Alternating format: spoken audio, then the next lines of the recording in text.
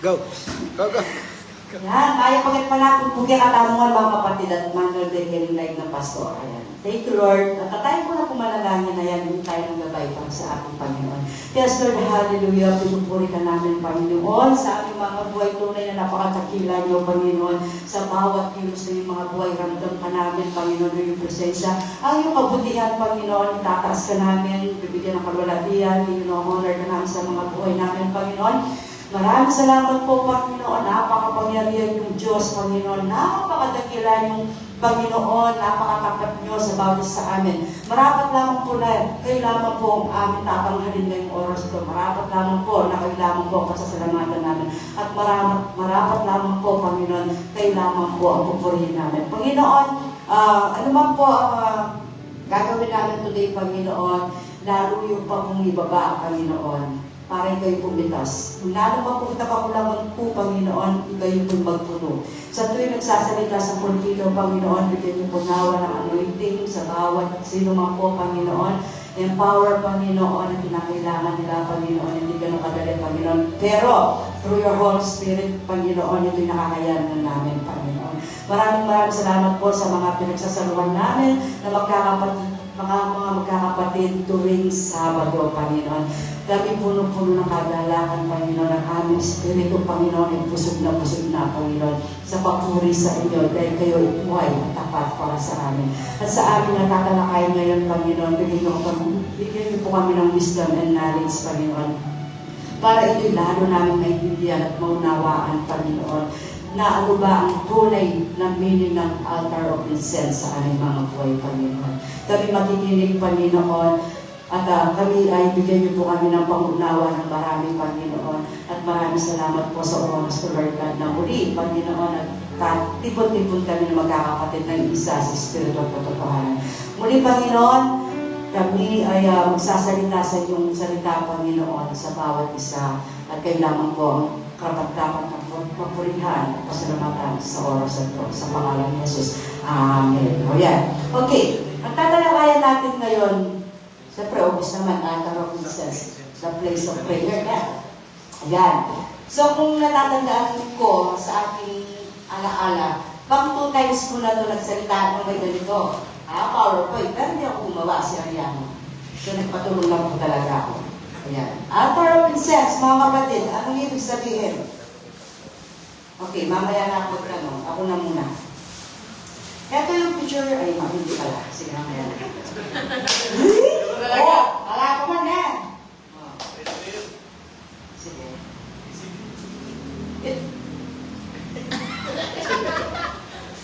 Ay, kumakas yan. Alayin kasi, ayun. Ayan. Okay. Kung makikita natin, ito si altar of incense, ito si veil. Nakaharap talaga siya sa mismong veil. So, anong ibig sabihin, di ba? Sa Exodus 2, bongga. Ay, kaya pala. Oh yan. Ay, kaya pala. Ay, kaya. Sa Exodus, ay, basta niya kayo na. Malakas. Ilalagay mo ang altar sa harap ng tabi ng hawa ng patotoo, sa harap ng lumulukan ng hawa na nasa ibabaw ng patotoo, na doon ko magiging pagtapos sa iyo. Diba? Amen. So, ano ginagawa doon? Ito'y sinusulog ng insenso. Tuwing kailan daw? Umaga at gabi. Ang usok ay simbolo ng panalangin ng tao. Ito pala siya. Yung ibig sabihin ng altar of incense. Sa awit, 1:4-2, basa. Sa Panginoon ay ibinubuhos ko ang aking hinahig, sa Kanya ko inilalahad ang aking mga suliranin.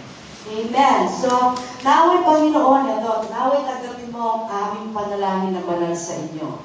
So, anong connection kay Lord? Basa.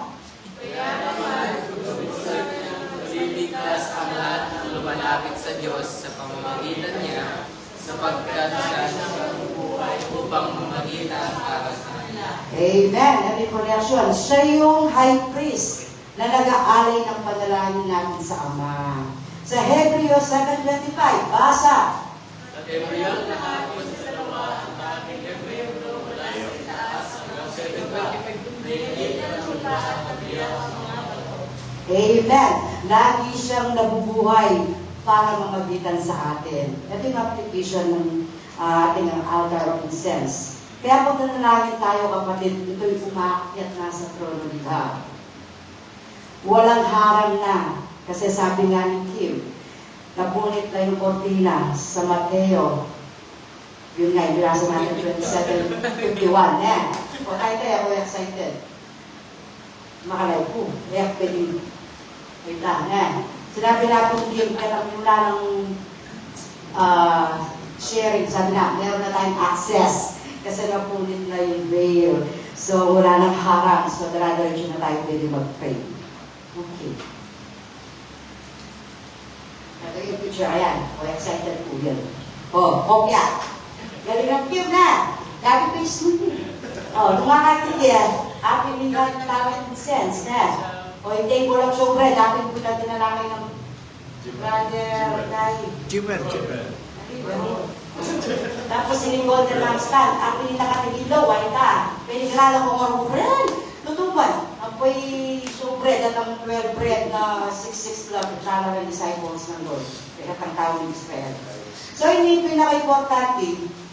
Nung makakikita po yung picture of the tabernacle, ito yung pinaka-ilang o disyerto, na ito yung mobile house to ni Lord. Ayan. Outer court, holy place, and outer court, holy place, and holy courts. Gets nyo na. Okay. Location na rin niya na yung pinaka-importante. Ayan. Sa altar of incense, dito yung prayer of worship. Yung table of showbread, yung 12 tinapay representasyon ni Lord, nagpo-provide talaga si Lord sa mga buhay natin. Ito yung tawag na bread of life, sabi nga ni werewolf. So, si golden lampstand, Menorah 7 branch na itong ilaw. Ito yung nagpo-present na si Lord yung ilaw ng sanlibutan. You are the light of the world, Lord. Kung titignan natin ito, mga kapatid, sa kaliwa ito, golden lampstand, ay, Diyos, meron mo kasakit. Ibig sabihin, Word of God. Sa kanan, table of showbread, ibig sabihin, fellowship with God. So, sabi, dito sa harapan ng veil, ito yung papunta sa Holy of Holies. Dito nakapwesto si altar of incense. Nasa loob siya. Pagyan niya, puro buhay ka. Maliyaw mo yun. Wow, maliyaw mo talaga. Automatic din talaga. Tuloy ito. So, ano ibig sabihin? Kapag nakarating po tayo sa presensya ni Lord, dadaan muna tayo sa prayer. Ayan. Kaya nasa gitna si prayer. Ito yung buhay Kristiyano. Kailangan nasa gitna lagi yung prayer natin. Kamukha nito, lagi nasa gitna yan. Mali lang yung prayer, nasa gitna talaga yan. Nasa gitna siya ng prayer. Tapos naharap siya sa pililo. Ayan. So yung tanong, ano ba pinagkaiba ni ito? Ano to? Bronze altar, di ba? Oh, ito, ano to? Oo, ano pinagkaiba? Pero meron silang altar. Sige nga. Ayan, nagtanong na si Kaputol. Ano pinagkaiba? Bronze altar, nilalagay mga sacrificial ng mga laraw, tapos sa incense, na-appear sa mga lay priest. Tapos it represents that our prayers go up to the sky. Kumbaga na, Very good. Brooks, madam. Ito nga yung sagot nga. Para sa lugo, para sa kasalanan yung si bronze altar. Pero ito si altar of incense, ito yung bango para sa prayer. Galing yung Madam Brooks eh. Meron ka 95 scores. So, una, inaayos muna ni Lord yung mga kasalanan natin. Kung mapapansin nyo, inaayos muna yung kasalanan natin sa bronze altar. May naalay muna na. Yan, galing ni Lord, no? Tapos, dadalhin ka ni Lord dito sa altar of incense para makapag-usap ka sa Kanya through the panalangin. Diba? Darama mo na dito bago doon. So, na-cleansing ka na. Diba? So, thank you, Lord. Bakit may altar para sa insenso? Bakit hindi na lang pinagsama si altar? Kasi gusto ni Lord ituro sa atin yung pagkaiba ng salvation and prayer. Yun nga, si bronze altar, salvation, tapos na si Lord sa krus ng Kalbaryo. Si altar of incense, isang relasyon, araw-araw, para manalangin. Amen? Amen. So, ito, pakita ko na. Kung makikita natin, anong gawa si incense, si altar of incense, anong gawa niya? Gold. Oo, hindi pa siya basta-basta, ano yan, kahoy, isa siyang acacia. Acacia wood, gold overlay, four horns, di ba? Mga gold. Ito yung pure, puro na incense lang. Ito yung paliwanag na simple, kapatid. Basa. Ito yung bronze altar, salvation. Ito yung altar of incense, relationship. Isang beses lang sa bronze altar, di ba? Isang beses lang. Yung kinakatay. Pero si Lord, isang beses lang yung ginawa. Tayo sa pananalangin sa araw-araw. Sa dugo ng Kristo, yung inalayha sa atin, dito, manalangin tayo sa incense of altar. Meron pagpapatawad sa bronze of altar. Dito, meron tayo pag-usap kay Lord. Sa labas ng tabernacle, si bronze altar, dito, nasa loob tayo, malapit tayo kay Lord. So, yan, nagawa niya, tanong SP. So, ito yung keyword para hindi malito. Gitna, sa prayer, loob, malapit sa presensya, bango, hindi dugo. Ayan. Isa siyang prayer, hindi siya sacrifice. Araw-araw, continuous tayo manalangin. So, konting history lamang po kay Aaron. Siguro nung nag-prepare si Brother Kim, hindi ako masyadong nakikinig. Pero siguro natarakan niya, yaman pala, kapatid ng Moises. Bago yun. Kaya kinipabado. Siya yung pinili ni Lord pala na maging punong hari that time. So, mababasa natin sa Exodus 28:1. Dalhin mo si Aaron mga anak niya para maging hari para sa akin. Amen. So, yung ibig sabihin dito, si Aaron, isa lang siyang shadow. Ang ating Panginoon, ang siyang tunay na high priest ngayon sa Hebrew 1:14. Pero siya yung bumalik kay Moses. Opo, siya yung bumalik kay Moses talaga. Promise. Diba, natakot yun, pero siya talaga bumalik kay Moses. So, ano ba trabaho ng high priest? Mag-alay lang siya at pagsunog ng insenso sa altar. Araw-araw yan. At pumasok sa Holy Holies, yung trabaho ng high priest. Isang beses, isang taon, parang celebration. Sa Day of Atonement pa, na once a day. Once a year sila pumapasok dito. Mababasa natin sa Levitico 16:34. Hindi ko alam kung nasunod ko ba kayo yan. So, atonement, pagbabalik sa pagiging ulit isa kay Lord. Binayaran na niya, tapos na, malaya na tayo. May dalang dugo na, may pagbubuhis ng dugo, at pagtutubos ng kasalanan natin. Sa Hebreo 9:7, mababasa natin yung kapatid. Kapag sinabi ng most holy place, anong ibig sabihin? Ako? Yun yung pinakasalang bahay ni Lord. Pwede lahat ng pare. Pwede yung anak ni Aaron, yung mga Elvita, pwede silang pumasok doon na pare. Ayan. Ito yung ginagawa nila araw at gabi para magsindi lang ng ilaw sa lampstand, magpalit ng tinapay sa table, magsunog ng insenso sa altar ng incense. Dito kasama sila dito sa holy place.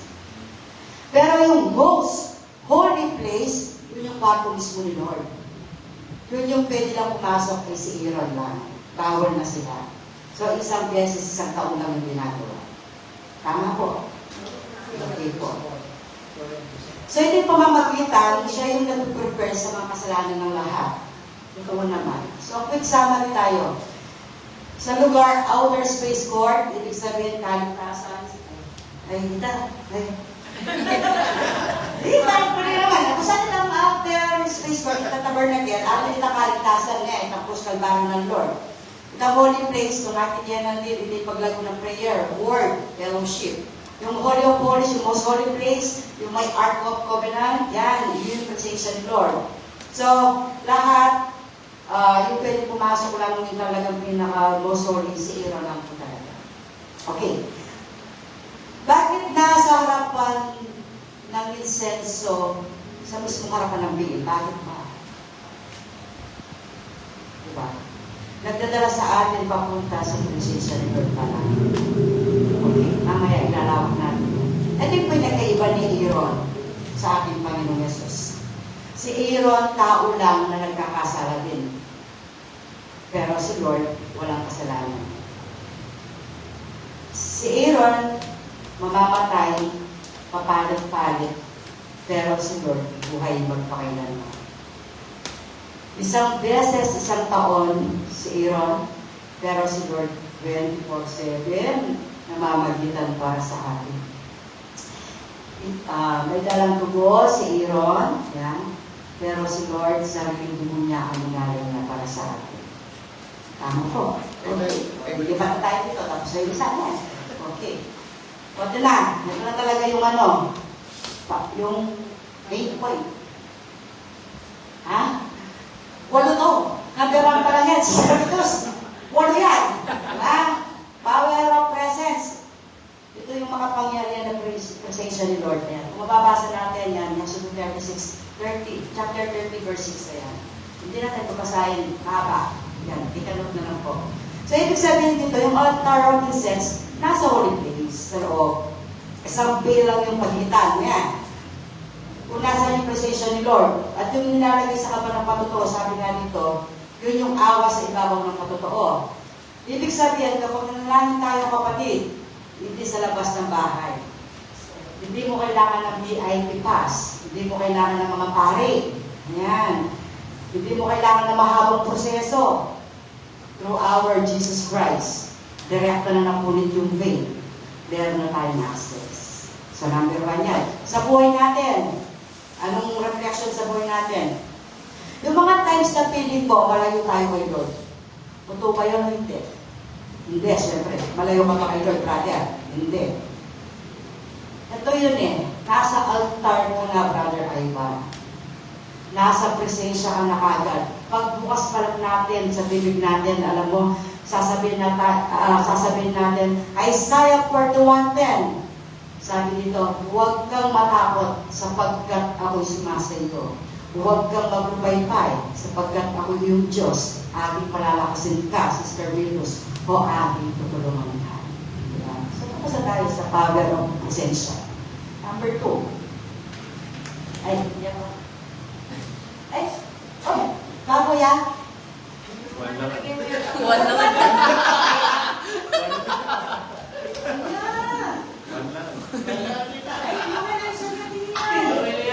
Okay na yan. Ala, Alya! Tingin yan! Yan!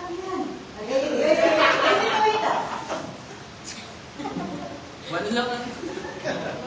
Ay, no! Ay, ito. cut ko niya tayo niya. Malini! Cut ko na eh. Number 2, power of remembrance. That's different. Number 2 ito. Yeah, number 2 itang... Yan. Yeah. Naganto tayo. Ano yung fragrance? Amoy. Amoy. Ano ba? Bango. Ayan. Hallelujah. Ganun na ako talagang pangalan ko yan. Nagmana talaga ang ako. Pati ka kakalimuha, Pastor. Maed tsaka So, power of fragrance. Ito yung kapangyarihan ng bango. Ano pa nagagawa? Yung usok ng insenso kumakalat sa buong tabernacle. Hindi lang sa altar, ha? Imagine, hindi lang sa altar. Buong talagang tabernacle, yung bango, yung simoy ng hangin, yung bango ng insenso altar. So, parang nakapatuloy niya yung imagine. So, tuwing umaga, inaayos ito ni Aaron, yung ilaw, yung mga nagsunod siya rito, yung mga incense, ayan. So, yung prayer and worship natin, hindi lang para sa iyo yan. Yung kapag nag-worship tayo, kapag nag-prayer tayo, tayo mong kumakasarili, di ba? Sinishare natin ito. Ito isang nakakaprakto na kumakalat sa buong pamilya, sa buong church, sa buong trabaho natin. Tulad lang kanina, di ba? Nag-praise and worship tayo. Ang bang-bang na nasa piling pagkaramdam tao. O kapag salita may clear. Yung buyak, pastor yan ang pastor. Yung buyak, talagang damang-damay mo yung presensya ni Lord. So, ito yung tawag nito, yung mabango sa mga tao sa paligid mo, na puno ng prayer. Iba kasi yun eh. Kahit sa trabaho natin, ako talaga may pinag-pray ako sa trabaho. Yan. Iba yung sense, iba yung aura, kapag may pinag-pray ka, kasi yun pala yung bango. Diba? So, God's good talaga. Sa buhay natin, kapag prayerful ka, kahit tahimik ka lang, ayan, napapawi yung bigat. Yan. Kung na-experience nyo nila yun, kapatid, ikaw yung nagiging bango sa mundo. Yan. Yung mga puno ng reklamo, yung puno ng galit, yung puno ng stress, mababasa natin yan sa Filipos 2:15. Okay. 3. Power of continuous na. Number 1 niya, pero liwan-liwan. Okay. Abasa niya po. So, ibig sabihin dito, umaga at gabi, sabi dito, walang litis, mananalangin tayo. Ito yung tawag na perpetual incense. Ayan. Sarap ng Panginoon sa buong kalaihan ninyo, manalangin tayo umaga at gabi na walang kapit. So, hindi lang tuwing Sunday, ayan, tayo nag-pray. O kapag may problema lang tayo, doon lang tayo nag-pray. Kailangan lifestyle. Ano ba yung lifestyle na dapat gawin? O alinsunod, o sundan? Kamukha kapag, ako kasi, dami ko lifestyle na healthy lifestyle. Dapat consistent ka. Kailangan di papalit-palit yung time kapag yung oras ng pagkain mo, yung oras ng feasting mo, kailangan consistent talaga. Yun yung ganun yung lifestyle dapat na lagi natin sinusundan yung about sa panalangin. Hindi lang kapag may problema ka, yung kapag Sunday lang.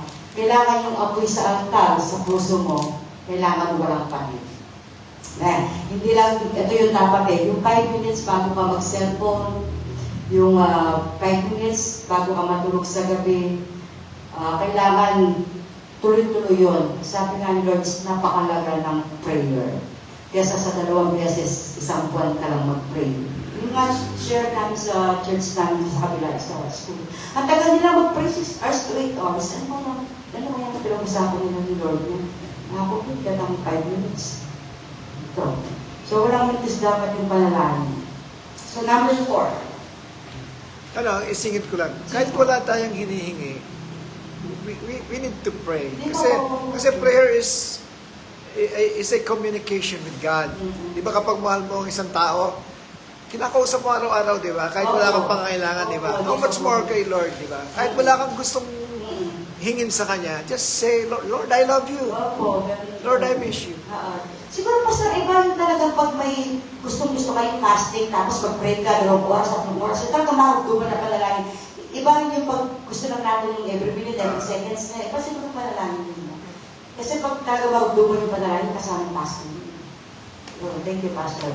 So, power of intercession is yung kapangyarihan ng pamamagitan. Ito nga si Aaron, yung nag-aalay sa buong Israel ng panalangin. Ito siya. So, ibig sabihin, siya yung chosen by God. Si Aaron nga. Mabasa natin sa Exodus 28:1.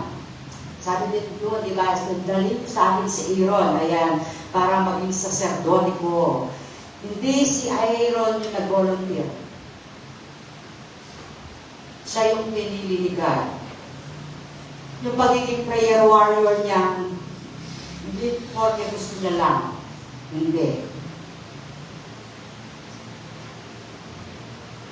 Kasi isa itong calling. Pero may good news na tayo ngayon. Actually, hindi natin pinili si Lord. Opo. Siya yung pumili sa Siya atin. yung pumili sa atin. Lahat naman. So, tayong lahat pwede na maging priest. Ito yung sinasabi ni Pastor Rob. Basa natin yan sa 1 Peter 2:9. Royal priesthood tawag nito. Kaya may kwento na si Aaron dito Kung makukwento ko lang po, napakalapit na niya sa altar talaga. Dumaan kasi si Aaron sa cleansing, sa washing, dumaan sa anointing. Nag-sacrifice din siya. Sa Exodus 29, mabasa natin yun. Hindi pwede basta-basta lang lalapit sa banal ng bagay ng marumi ka pa. Kaya ito yung pinaka-importante kapag nag-pray ka, palaging patawad Panginoon, pag-hindi ng cleansing. Ayan. So yung punto nito, kapag nag-pray tayo, may paghahanda, may pagsisisi.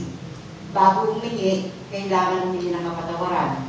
Kailangan malinis na insenso. Siya yung representasyon ng buong bayan na ginawa ni Aaron sa buong Israel. Siya yung tulay. Ayan. Siya yung pumapasok para sa kasalanan ng buong Israel. Yung punto dito, kaya siya lang yung kailangan nila kasi siya yung nanindigan.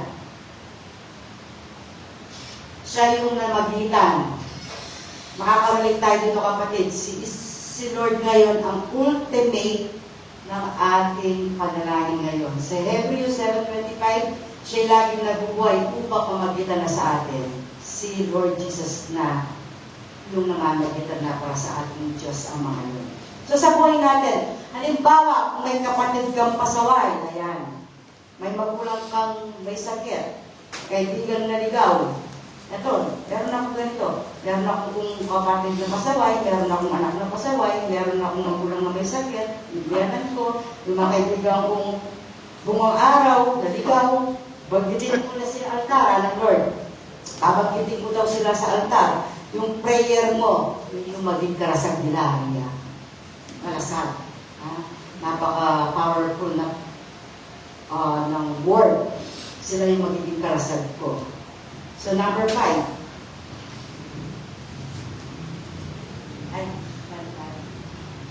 Okay, ito yung power of kalinisan.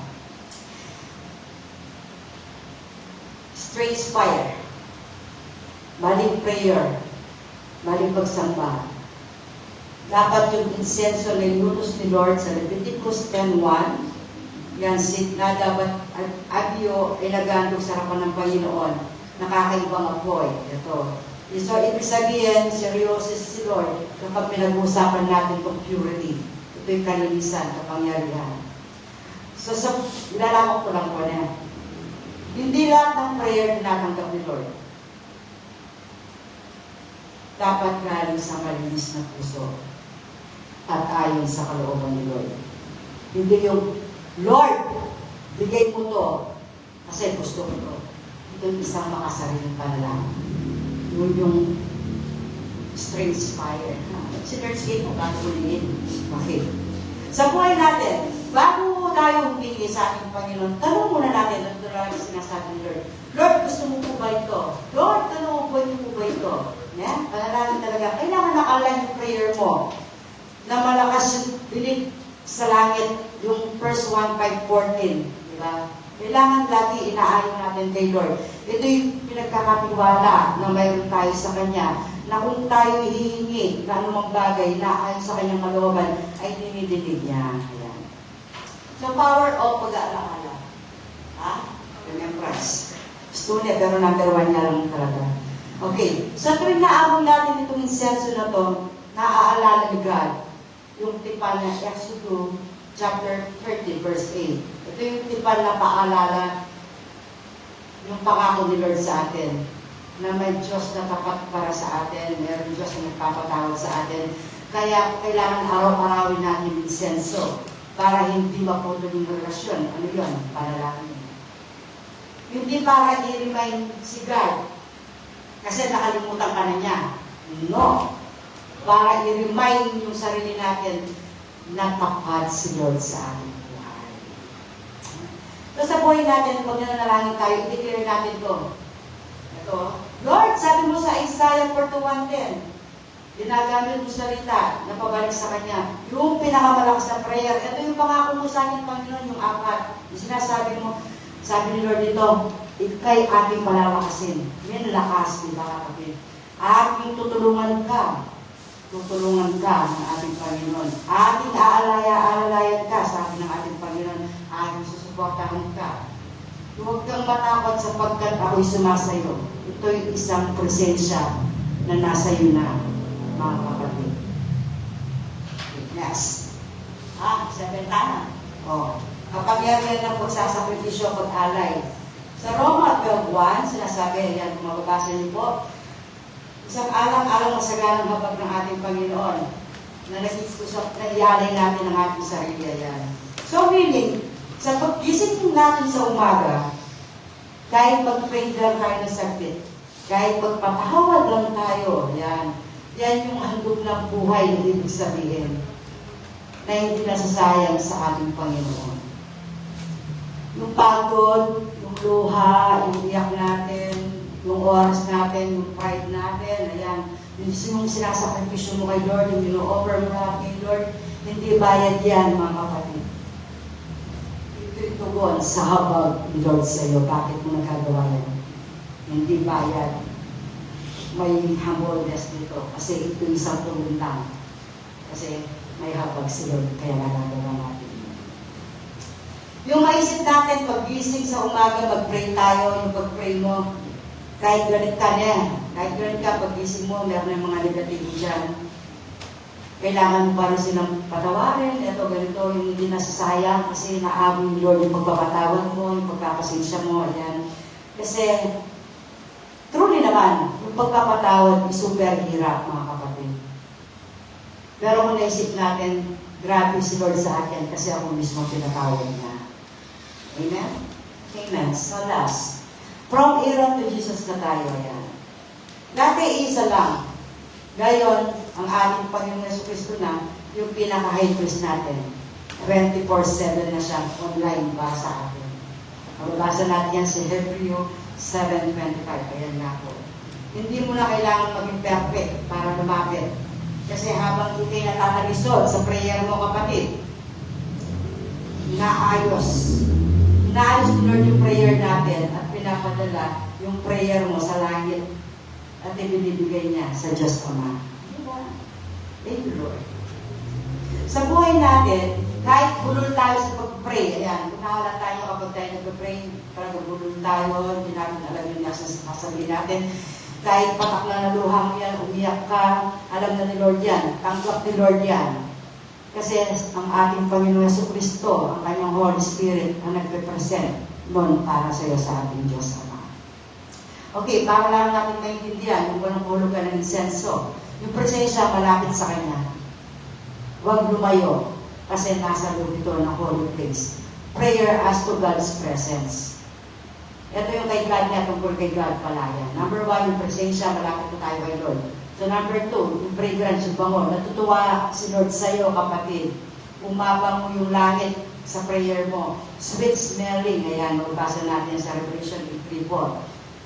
So 3, continuous yung tuloy-tuloy yung gusto-gusto ni Lord sa'yo. Hindi siya magsasawa. Araw at gabi, manalangin tayo.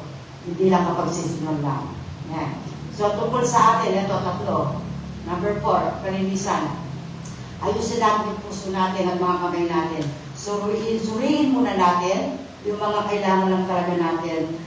Kailangan malinis sa insenso. Malinis na dapat yung puso natin at kamay natin kapag tayo nanalangin sa ating Panginoon. So, kung yung sacrifice na pag-aalay para sa atin ulit, may kapalit yung prayer. Yung mga luha nyo, yung mga prayer nyo, yung mga emotion ninyo, alam lahat Lord yan. Tulad ko, talagang may emotion ako kapag ako nag-pray. May cost time yan. Yung effort mo, yung pagsuko mo sa sarili mo kay Lord. Alam lahat Lord yan. So ito, tungkol sa atin yan, sa remembrance, sa pag-alaala, hawakan mo yung pangako ni Lord. Lakasan mo. Sabi mo Lord sa salita mo, sa pangako mo. Sa Luke chapter 1, verse 13 na yan. Tungkol sa iba, ito yung gusto ni Lord. Yung pamamagitan, manindigan ka para sa iba. Ituro mo sa tao, sino dito yung pagod na? Ayan, diba? Kailangan natin silang pag-pray. Pag-pray, luman ako, pagod na siguro, kailangan ko yung pag-pray. Yung trabaho ni Aaron, mag-pray para sa tao. Ngayon yung Panginoong Yesus na, nag-pray para sa atin through the Holy Spirit, sa ating Ama. So lastly, yung from Aaron to kay ating Panginoong Yesus, hindi ka nag-iisa yan. Habang tayo dito, andun sa langit si Lord na naghihintay sa ating panalangin. So ito yung hamon ko sa inyo. Ito yung question ko sa inyo, mga kapatid. Gaano kadalas yung binsan na tayo lumalapit sa altar of incense? It daily, weekly, or only times of need? Kaya lang makakasagot yan. Ako kasi talaga aminado ako eh. Minsan kapag may problema talaga, doon na ako talaga makakukto ka manalangin at lumalapit sa ating Panginoon. Pero itong narinig na natin ngayon, gusto ni Lord is araw-araw tayo manalangin. So napaka-blessed natin na yung pinatalakay natin ng tabernacle na place through our brother Kimpi. So nalalawak yung ating pangunawa sa bawat kahulugan nang nandoon sa loob ng place ng tabernacle. So isa itong napagbulay-bulayan natin sa oras na to. So sa ating closing, ayan. Hindi natin kailangan ng literal na. Hindi na kailangan yung altar of incense ngayon. Mamaya ako sasagutin niya. Okay, kahit pagod ka, kahit wala akong masabi, ayan, kahit magulo yung utak natin ngayon, hindi ka nire-reject ni Lord. Tatanggapin at tatanggapin ka ni Lord. Kasi you are very welcome ang sabi niya sa inyo ngayon. So, sa Hebreo 4:16, nandito ba siya? Oo. Ayan. Diba? Kung mababasa niyo kapatid, basahin niyo. Ayan. Panaw ng pangailangan. So, kaya lapit lang tayo kapatid. Huwag tayo mag-atubil lumapit kay Lord. Ayan. Dalhin natin kay Lord lahat ng bigat na nararamdaman natin. Anytime, magkikiglan tayo Lord. Minsan nga, hindi naman lahat ng problema eh. Alam niyo, kahit i-pressure lang si Lord, pasalamatan niyo sa mga ginagawa. Yung nga, ano na yung devotion ni Madam Box, di ba? Kailangan pasalamatan. Every circumstances sa buhay natin. So, isa rin yung pangusap, isa rin yung panalangin, isa rin yung amoy of incense sa altar. Pero diba na sinabi ko, literally, hindi na natin kailangan ng incense of altar. So, sinasabi sa ay, mali. Apocalypse, Pastor. Ito pala yung salita na ginagamit na lumang pastor. Sinerge ko siya. Isa pa, ay, kaya. Pahayag, yung di ba pahayag? Ito, Apocalypse. Oo, Lumang version yan. Luba, ako pala gagawin na daring kay lumang pastor. Isa siya pahayag na revelation. Pahayag. Pahayag. Yeah. So, yung last natin tatalakayin yan. Si Apocalypse. Yan, nabasa nyo. Okay. Ang usok ng insenso, kalakip ng mga panalangin kakabahan buwan yan. Pero itan mo, muli na sabihan, yung usok ng insenso, kalakip ng mga panalangin ng mga banal. Ito'y umakyat sa harapan ng Diyos. Yan. Ito yun kapatid Hindi nawawala ang panalangin natin. Naniniwala kayo mga kapatid? Ito'y umakyat talaga kay Lord. Ang prayer mo, bumabang mo sa langit. Bakit? Ay, kanina naman. Kaya, bakit umakyat sa langit? Bakit mabango yung prayer natin? Kasi, sige po, hindi na natin kailangan yung literal na incense, altar of incense at umakyat na yung prayer natin. Basa. Amen. Kasi si Jesus na po yung mismong altar instance natin yan. Diba? Ako na po yung gasya. Gets nyo po. Akin po'y paniwalag at malawakan na panalangin pa rin. So, kaya nag-iulog ng tabernacle. Kaya nag-inor. So, thank you Lord na napakalawak ng mensahe ng panalangin. Ito yung connection natin para kay Lord. Siyempre. Kayo na. Thank you mga viewers na ako naging mapagpala kayo na. Kasi ako pala naging mapagpala ko ako. Yan. At least ito yung kahit katakataka ko may sense. Okay. So, share na po. Thank you Lord and praise the Lord po. Kay Lord lahat po yung masalamat at papuloy. Kaya. Ikaw, wala ka na.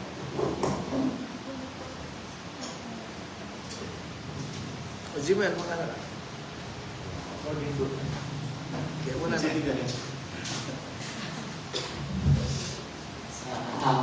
Nakarelate lang po ako kasi from sa bahay namin hanggang school, lagi naman mga student, hindi naman mawawala sa school yung prayer. Pero usually kasi pansin ko sa mga ibang student ngayon is nagme-memorize na lang sila ng prayer nila. Our Father, gano'n na lang. Tapos, if may set ang mga teacher na prayer, mini-memorize na lang nila. Parang wala na sa puso nila yung pag-pray. Parang mini-memorize na lang nila. Kasi, naalala ko kanina, bawat student sa amin pinag-lead. Then, yung isa lang classmate na sabi niya gano'n, di po ako marunong sabi niya gano'n. Sabi ng teacher namin, marunong ka, sabi niya, follow yun. Sabihin mo yung gusto mong sabihin, huwag ka maya sa mga classmate mo. Kasi hindi naman ang mga classmate mo ang kausap mo, si Lord ang classmate mo. Sa sinabi ng teacher namin yun is, siguro nabuhayan siya ng loob. Nakapag-lead siya, nakapag-prayer siya in in His own word.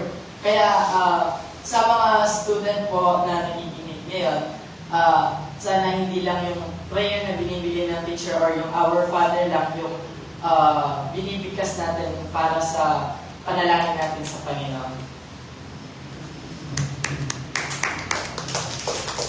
Ako lang.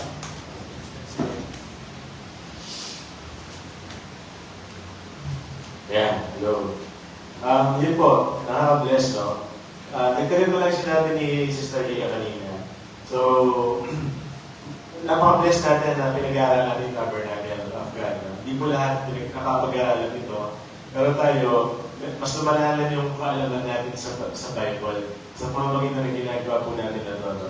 So, yung altar of incense, may verse na akong nakita. Psalm 141 verse 2. Yan. Sabi ni David dito, "May my prayer be set before you like incense. May the lifting up of my hands be like an evening sacrifice." So, kung nakikita po natin, directly related talaga yung prayer sa incense, ano? Pero napasin din natin dun sa tabernacle, nasa holy place siya. Ibig sabihin, ganun kalalim para kay Lord yung panalangin natin. Ganun niya kalalim tignan yung prayers natin. Kasi if not for our prayers, paano na lang yung relationship natin with Him? Sa ating mga pamilya, how is our relationship with our family kung wala tayong communication? What more, kapag sa ating Diyos, if we don't talk to the Lord, pagising mo sa umaga, bago ka matulog, at at any point of the day, pwede mo siyang kausapin. Hindi lang siya tuwing kakain ka or maghihingi ka ng mga pangailangan. Anytime, pwede po natin kausapin si Lord. So, prayer is about relationship, not only about request. Yan. Hindi lang tuwing may pangailangan tayo, doon natin siya pinakausap. Every day.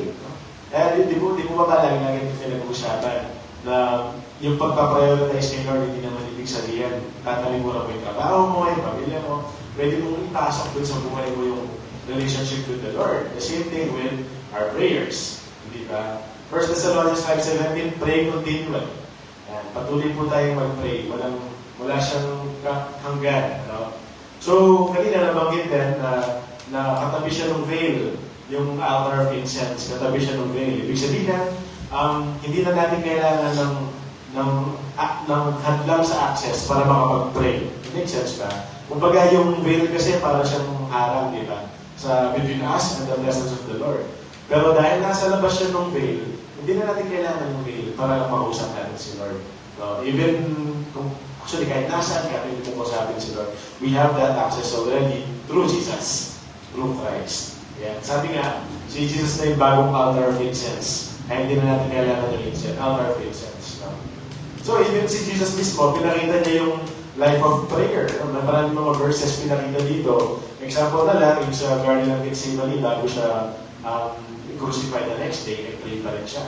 At sa buong Bible po, sa buong New Testament, maraming accounts na nag-pray si Jesus. So, why not us? Diba? Bahagi talaga siya ng buhay natin. So, if Jesus made time to pray, how much more should we?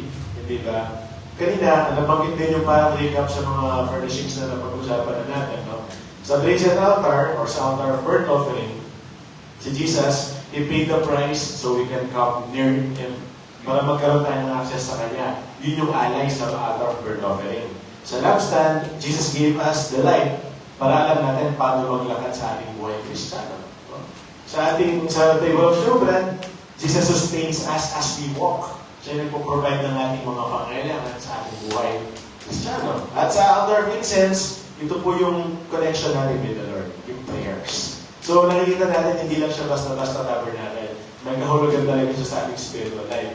One more sa mga susunod pa, no? Yung veil saka yung Art of the Covenant, yun yung pinaka-meat talaga ng tabernacle. So, yun. Lastly, kanina nabanggit din, yung buhay natin bilang Kristiyano is like altar of incense. Ginagawa natin for the Lord, it's like fragrance. Kung nasan man tayo, sa church man tayo, sa labas, sa eskwela, sa trabaho, the things that we do for the Lord, yung fragrance na naamoy ng mga ibang tao.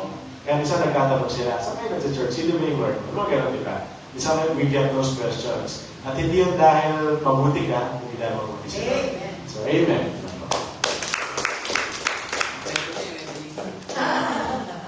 Wala na akong sabi. Dapat na isabi na ako. Kawe base. Genesis. kumpleto ni May baon yan. Hinarinig. May baon yan. Sino ba? Sige yan. Yan. Yan. Nasabi na kasi ni Kay Kitty. Another message na sa kanya. Kasi kaya yun. Ayan.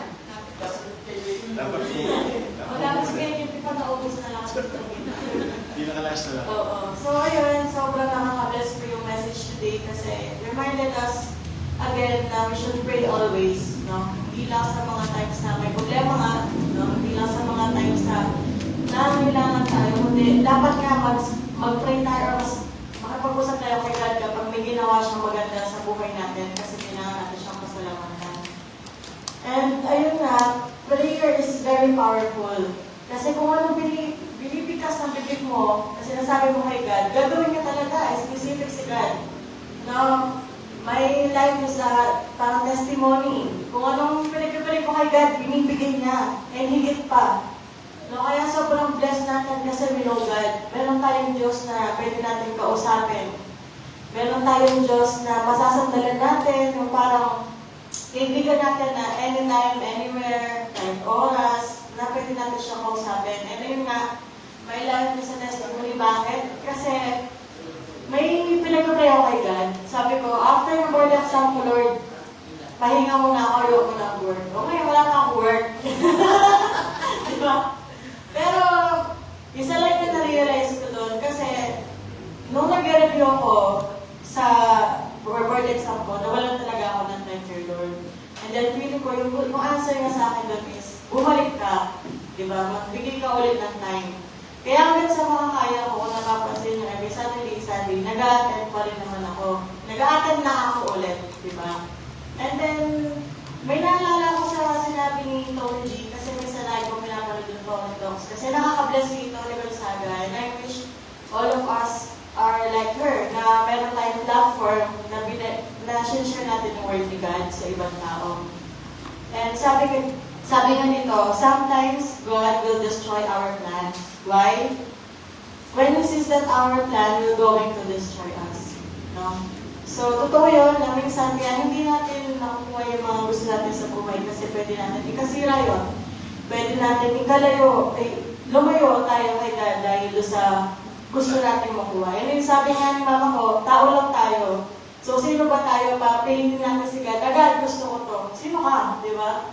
So, we are parang wala lang tayo, we are no one, or wala tayong pangalan dito kung hindi dahil kay God. No? So, ayun din, na-share ko din na hindi ko alam, hindi ko nakukulitan kasi God sa akin eh. Kasi every segundo, bawat gagawin ko sa buhay ko, wala lang akong masakyan na shate, wala akong masakyan na jeep, Lord, tulungan niyo po ako, kinakausap ko siya. And then agad, may darating. Diba, in those like, little moments in our lives, sobrang akala natin, sobrang itit lang nun, pero sobrang laking impact din lang sa buhay natin. Kaya huwag natin kakalimutan ko usapin si God kasi sasagot siya. Amen. So, yan.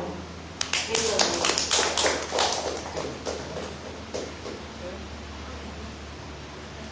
Sagutan mo. Wala na. Wala na rin. Yung next reporter day, kasi O, hindi na